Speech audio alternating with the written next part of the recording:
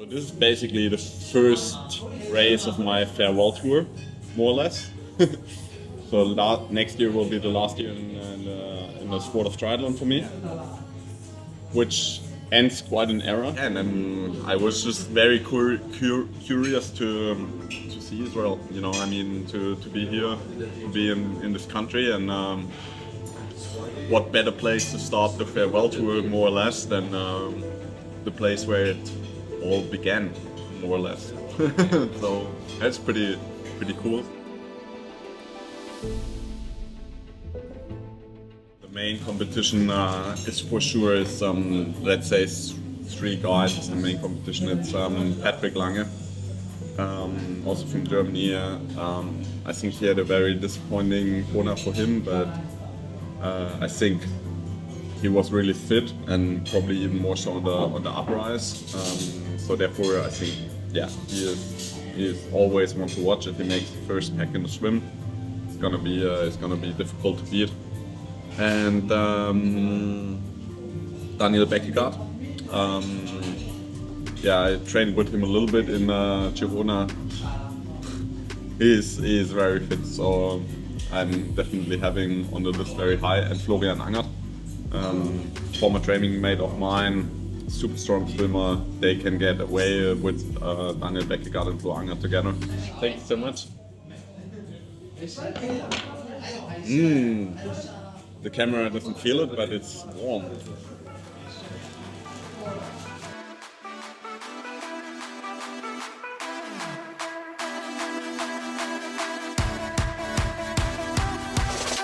There's definitely a couple of guys where you don't really know yet. So strong field. I think it's actually the strongest field outside of Kona this year. So, yeah.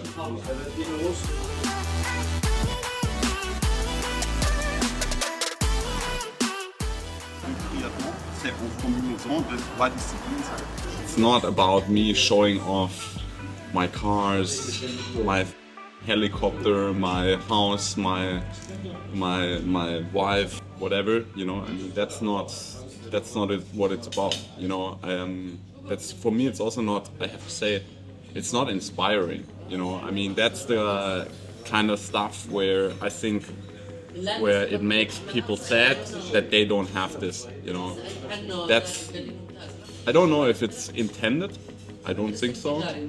I think it's always the life of the rich and the famous is so cool. It gives you the feeling you're part of it if you watch it, but that's not what I have in mind. It's actually the other side, more or less. It's being honest how fucking shitty it can be sometimes, and people don't see it because other athletes or whatever, they're not telling the other side of the story. The only thing that I'm good at in swimming is backward swimming.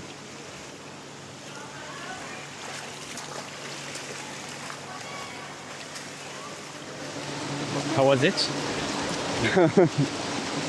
You want the truth, right? I mean, it's for my own channel, so no. Not really feeling that well with swimming right now. I mean, I don't know if I ever felt really well with swimming, but my shoulder is not 100% good, and you're not a very good swimmer. And then, I mean, for sure the thing I look forward to the most is like that I don't have to swim anymore after next year. But until then, I use it as a motivation, because when you know that there's only maybe a 300 swims in your life left that you really have to do or that you want to do, then motivation is definitely a little bit better.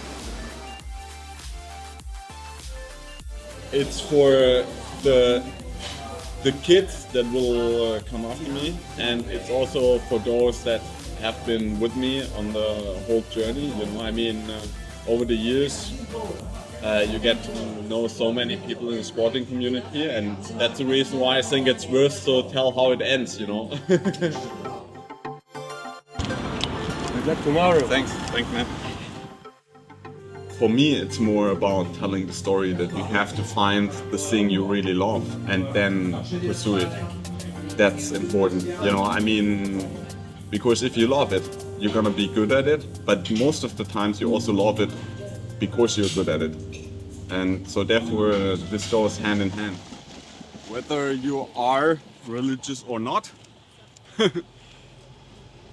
this is a pretty special place, I think, for mankind.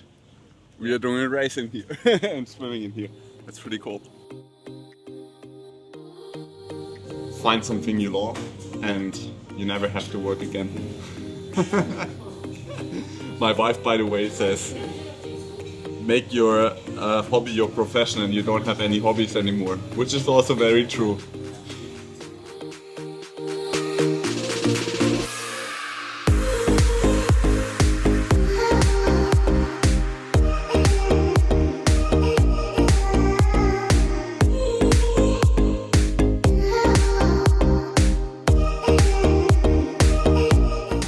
Sometimes if you speak from the heart, it's the best result, and so therefore what this teaches me after being in the sport for more than 30 years now is the great power of sport that brings people together. And I'm overwhelmed by the amazing hospitality here, and it's for me it's just the best place to start my farewell tour, my last year in the sport.